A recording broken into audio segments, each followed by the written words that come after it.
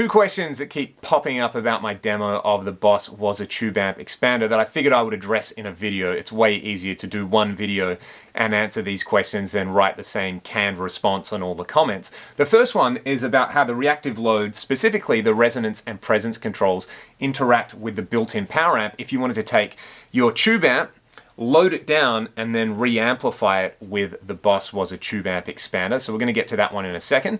And the second question that I've got a lot is, can you use this just as a power amp, say with your preamp pedal or your modeler? So we're going to have a look at that one right at the end. But to start with, the way this system actually works is if you run your tube amp, say like this old Recto, into the reactive load, and then use the built-in power amp of the tube expander, what's happening is your amp is being loaded down, and these resonance and presence controls are going to have an effect on the tone there. You would then send the output of the reactive load, this gets done internally, and send that to your cabinet. So Boss actually have a little cheat sheet on the top of the unit. This is a great example of like read the manual or look at the diagrams on top of the unit, which essentially lets you match the response using the resonance and presence controls of the reactive load to be that of your cabinet. So in the case of what you're about to hear, I'm using a Marshall cab with greenbacks, and I've used the recommended settings on here for what they've said like a classic stack. So that's kind of their like copyright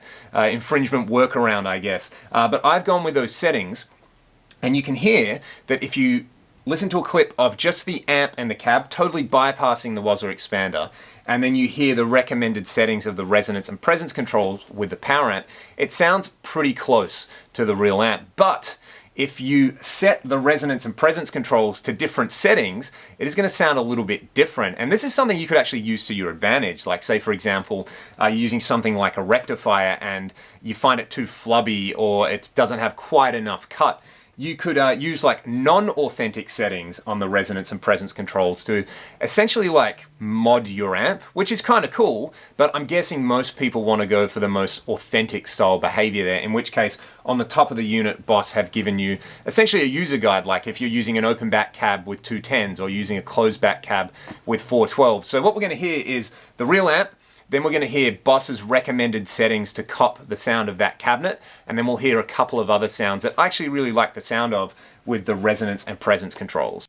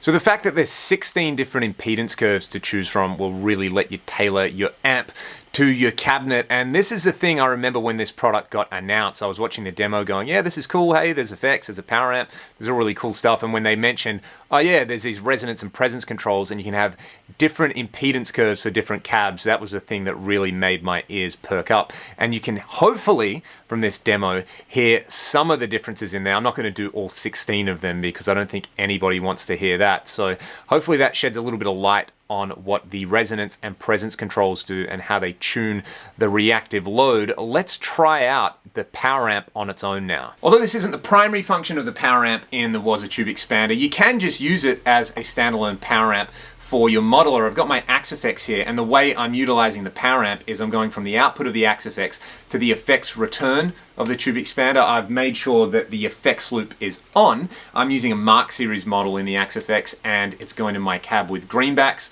which is in a room just over there because it's pretty loud, mic'd up with an SM7B.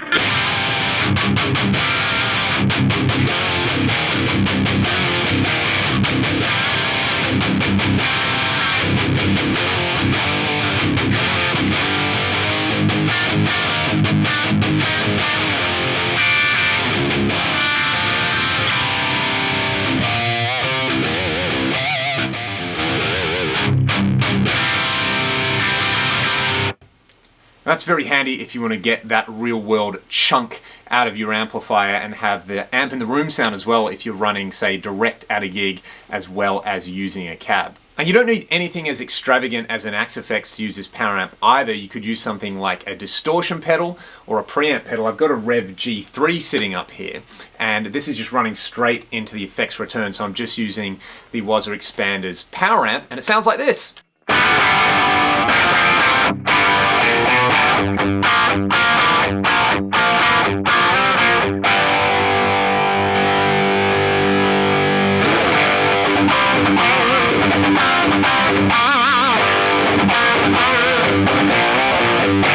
Not only is it pushing enough air, it actually sounds pretty good. It's kind of replicating what that preamp pedal is putting out. It'd be interesting to hear this with something like the new Boss Wazacraft Metal Zone, which, funnily enough, I also demoed. You can go and watch that video, but I don't have that handy at the moment. As always, if you have any further questions or any comments, please let me know in the comments section. If you haven't already, hit the subscribe button, and I will see you guys next time. Thank you for watching.